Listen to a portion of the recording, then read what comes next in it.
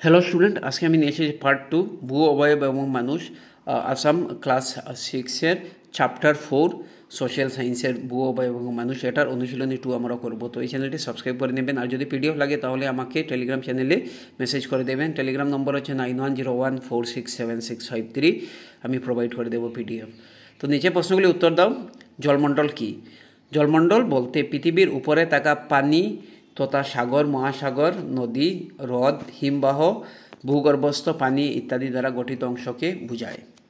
পৃথিবীর গভীরতম অংশের নাম কি? পৃথিবীর গভীরতম অংশের নাম হলো মেরিয়ানা খাদ, মেরিয়ানা ট্রেঞ্চ ইংলিশে বলি আমরা।